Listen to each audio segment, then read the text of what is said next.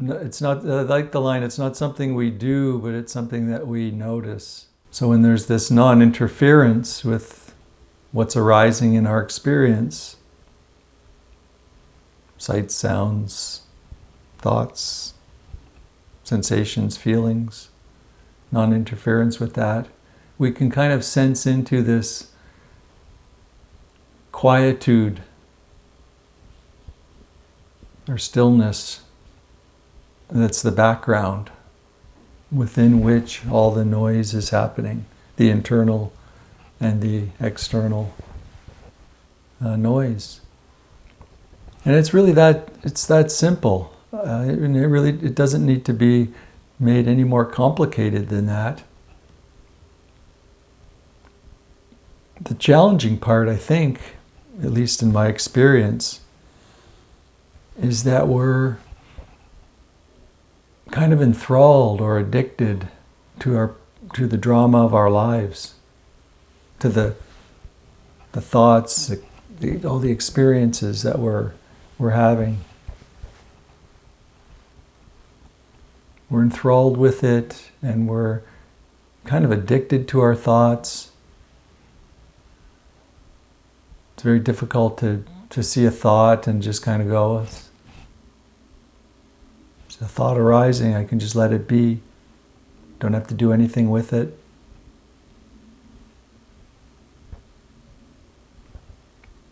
Over the last couple of weeks, well, actually more the last week, I guess, I had some personal relationships where I guess you could put it as in people were behaving in ways in which I didn't expect them to behave. So there was a bit of an expectation that they would behave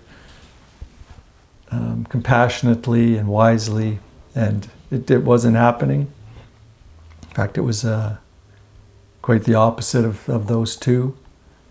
So all kinds of thoughts the ego just grabs that and goes, wow, they're terrible people, or they're just stories galore, right? Whatever it might be, like, why are they doing this? And you need to do something about it, and on and on and on and on.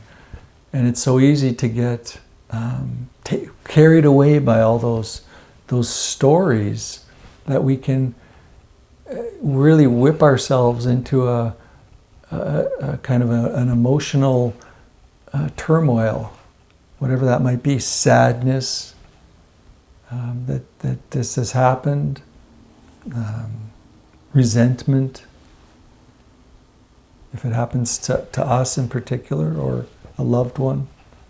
So all these emotions then start to arise as we believe this mix of thoughts that arise just based on what's happening, on what is. So consciousness is a difficult one to talk about as a Dharma topic. I think because it gets used and thrown around in so many different ways that it can be confusing. I remember actually the last visit I had with Ajahn Varadama, we had a kind of a deep discussion about what the word consciousness meant, and how to sort of disentangle the word from the way the Buddha most often used it in referring to sense consciousness. Right? If you're familiar with the 5 aggregates, the 5th aggregate is sense consciousness, and sense consciousness is not self. Right? So it's conditioned. So some people hear, well, consciousness, if you don't put the word sense in front of it, it's just consciousness is not self. It's a conditioned phenomenon that arises in conjunction with objects. There's a sense object, sense organ, and sense consciousness, and the 3 come together and you have an experience. Right? That's all our experience is those 3 things coming together. Without a sense organ, the sense object being the sound, and then a kind of a consciousness of it, the sound wouldn't be an experience for you without the consciousness of it, right? Like there could be all kinds of sounds going on right now, but if you're not conscious of them, they're really not happening in terms of your experience. So that's the way the Buddha most often used the word consciousness, in terms of a conditioned, not self aggregate or bundle. So there's a sense consciousness for each of the 6 sense experiences, the 6th being the mind, and then the regular 5. So when then people say, consciousness is, the essence or essential, I think as Ajahn was saying there, our essential being. And people go, wait a minute, and it's unconditioned. It's unborn, unconditioned, the ground of our being. And people go, wait a minute, I thought it was a conditioned sense consciousness. And so the word, it's the same word, but it's being used in very different ways. In one way it's being used is a conditioned process, and in the other way it's being referred to as, Buddha nature, the unconditioned God, or whatever we might call it. So I hope that kind of gives you a little bit of clarity in case you're that because that confused me for some time, I must say, in my Dharma exploration. I kept coming, I guess that's why I raised it to, and Ajahn said the same thing. He goes, oh yeah, this is confusing the monks beyond. It's just something that continually comes up, because Ajahn Sumedho will refer to consciousness as, the unborn, unconditioned, and yet, then we'll hear a talk about the 5 aggregates, and it's the conditioned, and so on. So I'm referring to it here as the unconditioned. So when I'm saying rest as awareness, and what the guided meditation was really inviting us to do is really sense into that ground of our being. And so when we let things be as they are, and really we're not doing anything when that occurs. There's no doing that's required in letting things just unfold, right? It's non-interference. It's non-doing. When there's this non-interference, we can notice the stillness. And we can just notice awareness. We can notice consciousness. We can notice this unconditioned, always, already and always their presence, the ground of our being. So we all have Buddha nature, because we all have this shared consciousness. It's shared. That's why I call it the collective consciousness. In other talks I've referred to it as. It's when we talk about unity, we're united at that level of shared consciousness. When we say we're one, I mean, these are all phrases you hear right in the spiritual world. We're all one. I've got a pin that says we are all one. It's referring to the one consciousness. So when I'm inviting you to rest as awareness, it's an invitation to sense into that oneness, that one consciousness, that collective consciousness. That's the ground of our being, the ground from which all our experiences manifest. And of course, if what's the opposite of non-interference? Interference, or struggle is the word I often use.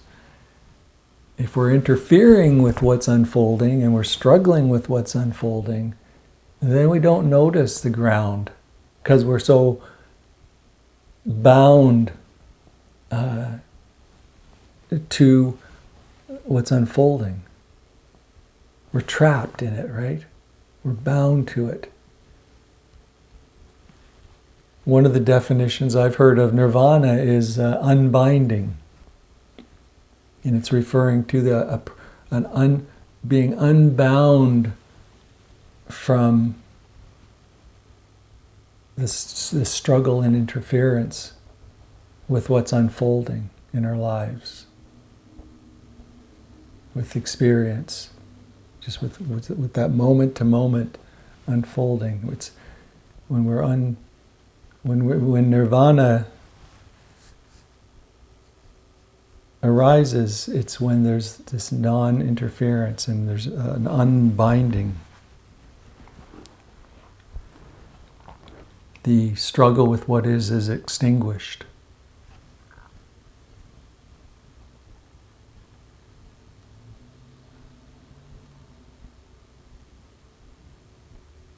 Now this may sound like, some real, what's the word? A real advanced practice, or something that, geez, if I don't know if what's going on in your mind, I'm not going to be able to do this. This just sounds kind of unattainable. It's a thought, right? It's just a thought that you can let go, let be. That's another story. So the egoic mind will come up with all kinds of stories about why this is unattainable or impossible or difficult or something that, maybe I'll be able to do if I practice for 10 years. But the truth is this ground it is the ground of your being right in this very moment. So you can touch into it, regardless of what's happening in your life, regardless of how much internal and external noise there is. That ground of your being is there. And sometimes we only touch into it when there's so much external and internal noise, so much suffering, that we surrender and we go, there it is. So you'll hear people when they confront great tragedy and suffering in their life.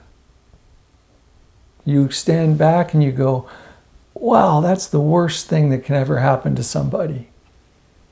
Right? And you'll talk to them and they'll say, wow, that was the best thing that ever happened to me. And you'll scratch your head and you'll go, wow, but I thought that was the worst thing that could ever happen to somebody. And you're telling me it's the best thing, and you may wonder why that is.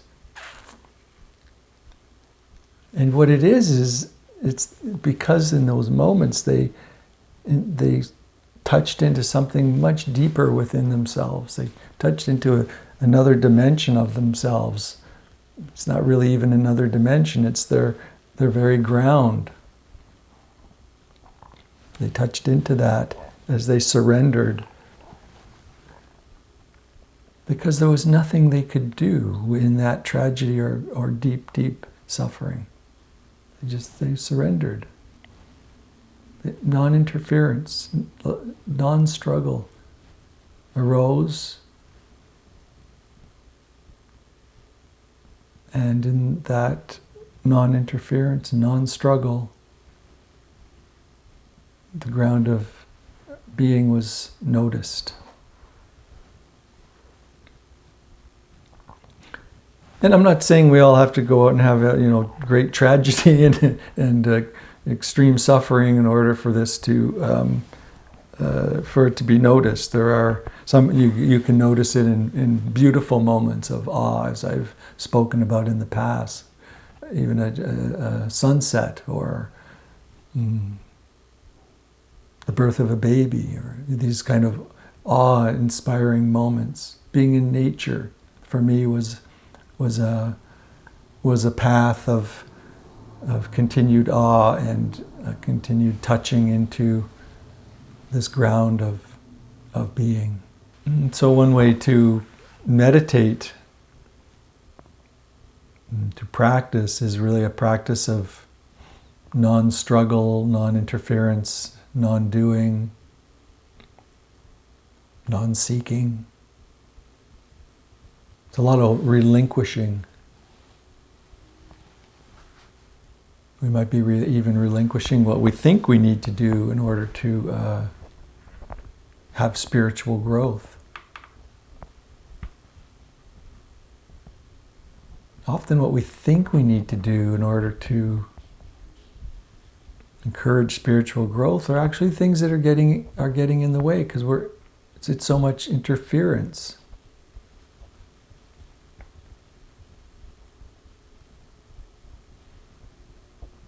So I don't want to give you a whole big complex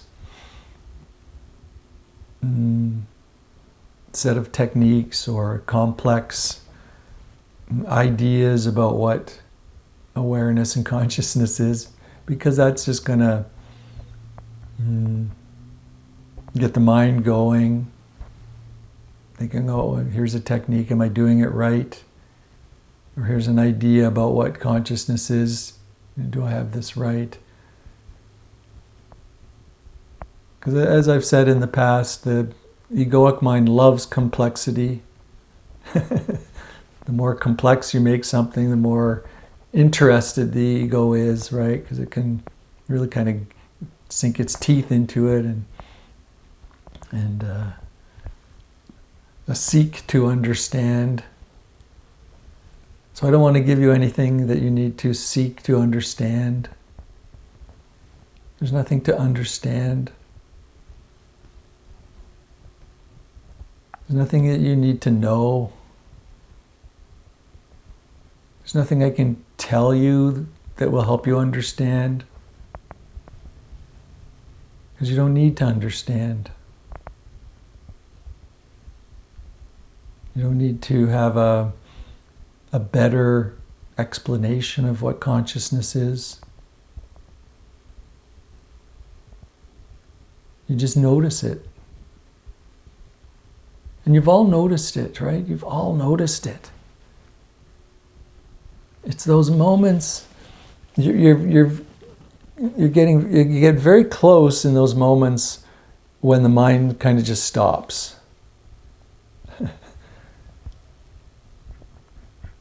For most of us, right, our minds are kind of continually going, right? It's just chatter, chatter, chatter, chatter, chatter. Comment, judge, and if there's nothing to comment and judge, then the mind will just make up something to think about, right? Just some randomness. I mean, just if you watch it, it's quite. Two words came up: humorous and insane, right? It's kind of both. It's humorous and insane. It just does it. And when we don't interfere with that, it often just extinguishes.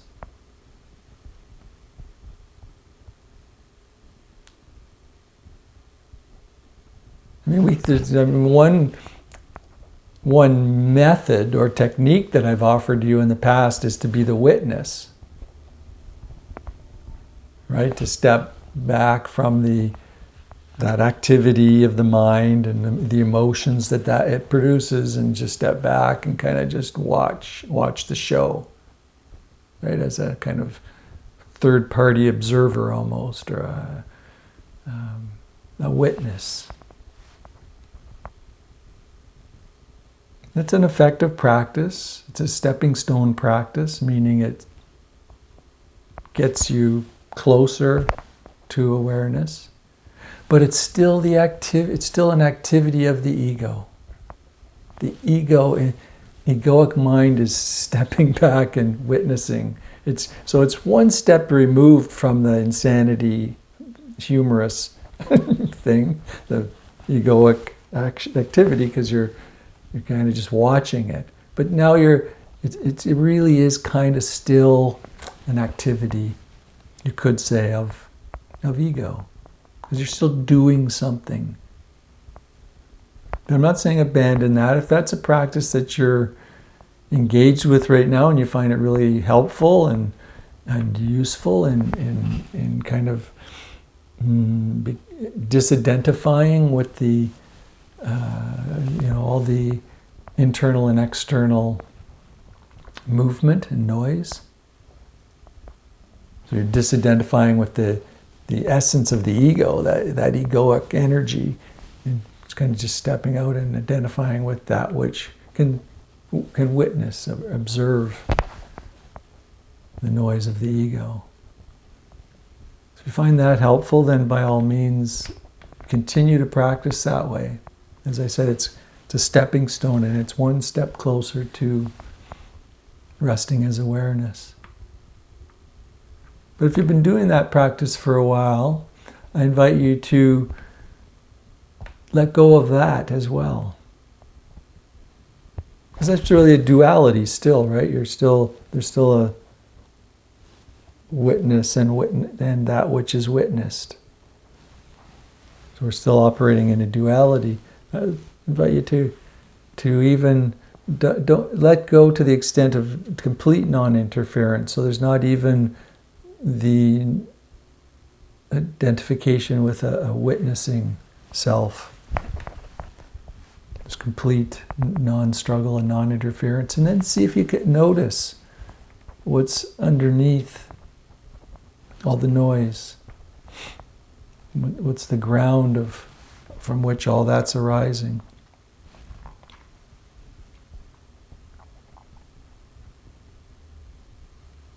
So it all depends on kind of what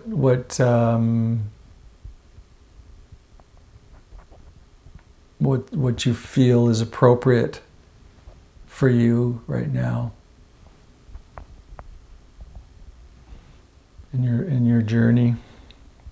But just know that your essential nature, the ground of being, is there. It's not something that you have to wait to see.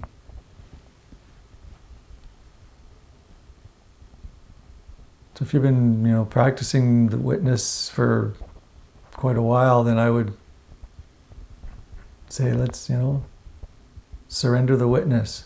So I think what attracted me to Adyashanti's teaching is the sheer simplicity with which he teaches, and the directness with which he teaches. And he goes straight to the source.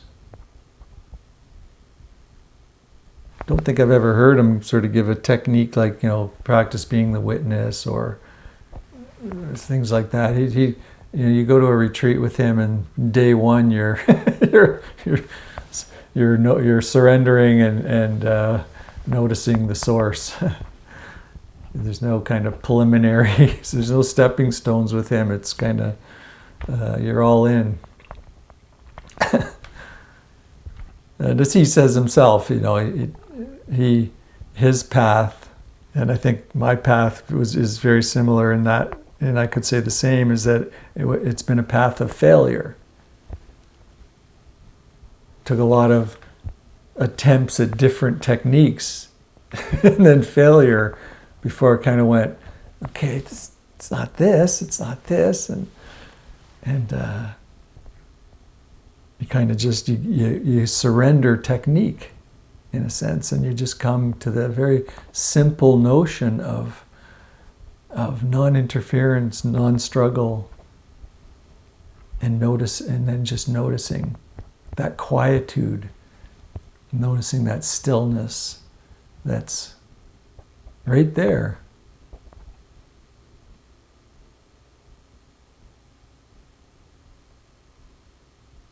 Right now, and there's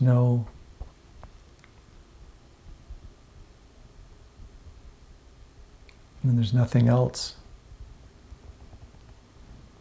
So even when you're listening to the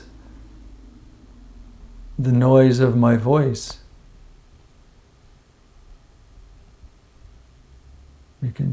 Like it's probably stirring some thoughts, right? Because you hear words and then thoughts occur, and maybe even some emotions, I don't know. There's sounds and thoughts and words, and underneath all that is this quietude, this stillness, this silence, this presence. So it's here right now, and you can just sense into it in this very moment.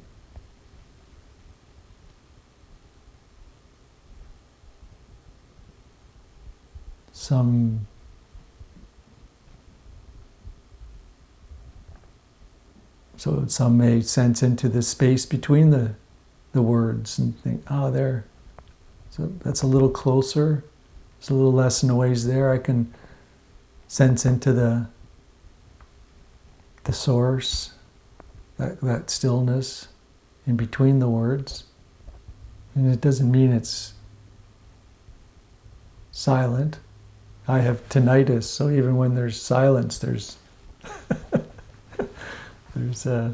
noise.